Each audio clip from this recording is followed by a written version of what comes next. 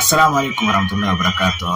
Hordoftoota badhaas intartaayimentii irrallee gaafii addaa qabanne isin dhiyaannee gaafii tanatti osoo hin dabarre warra YouTube channel badhaas intartaayimentiidhaaf haaraa taatan YouTube kana subscribe like godhuudhaan viidiyoo kana jalqabaa hamma xumura viidiyoo kanaatti hojii tura arralee qophiin isin qopheeffattee dhuftan maali jettanii gaafii isinitti mala gaafii akka isinitti taane amma isin deebisnaa jechuudha. Gaafii erga inni kun salaamtaa isin gaafate yookaan kabajamaan abbaan YouTubein Artifanii Show salaamtaa isin gaafateen booda kan gaafiitti dabaluu ta'a jechuudha. Kanaaf inni imma salaamtaa isin gaafatutti booda gama gaafiitti tarkaanfanna. Assalamu alaikum warahmatullahi wabarakatuh. YouTube channel badhaas entertainment jirtu nageessanii jaalatti teenya tanuu irraa burqituu bakka jirtan maratti isin hakeessuun jecha YouTube kana subscribe like share gochuu hin dagatinaan isin jira.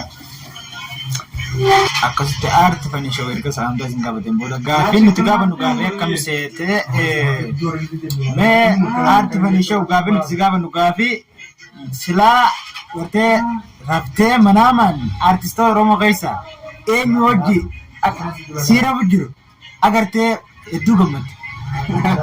Allah. Gaafii tu marra guddoodha. Gaafii sun nabbaa jirte gaafii garuutu sila booniin fuudha way. Silaa sabboontu jamal na dhufteen godhoo. Manaamaan sabboontu silaa rafee manaamaan sabboontu jechuudha. Sabboontu hojii osoo rafu jiru manaamaan na bira raftee harkeen itti gammadee jira. Mee sabboontu yoo daawwatu jira akkasumas bira waliin bira eegalu. Akkasitti keessummoonni keenya akkuma tifanitti jira mee ammallee keessummaan keenya inni itti aanu salaamtaa erga isin gaafateen booda gama gaafeetti kan dabalu ta'a amma xumuraatti silaa nu faana tura viidiyoo laayikii gochuu hin dagatinaa jechuudha warreen amma dhufaa jirtanillee laayikii godha. Assalamu alaikum warahmatullahi wabarakatuh. Kabajamtoota hordoftootaa fi dhaggeeffattoota biyya alaa fi biyya keessa ciiftanii kan nu daawwachaa jirtan. Assalamu alaikum warahmatullahi wabarakatuh. Akkasumatti Ahmadiin mee gaafii nuti siif qabnu gaafii akkam seeteeti silaa akkaataa isaatti raftee osoo rafu jirtu artistoota Oromoo keessaa silaa eenyu hojii manaamaan si rafu jiru ifa gartee hedduu gammaddu. Naara bujjiru masira. Saya rozon den. Manaamaan. Laata eenyumaan jedhu. Artistii qaatanii nanni jaaga boqaale. Isaan nu duraa jee. Kabiraatiin jaaqanii jirti. Guyyaa tokko na dhufte manaamaan. Dhuftee jirti yoo Dhuftee jirte. Maqaan si Sabriin Aaree jedhamta kaata ammaati artistii ta'e amma. Ismaan na dhufe. Sirri ammallee silaa isii hojii ifa gartee barbaadde manaamaan si rafu jiru. Ammallee isii wajjin silaan jiraadhaniin gammadee.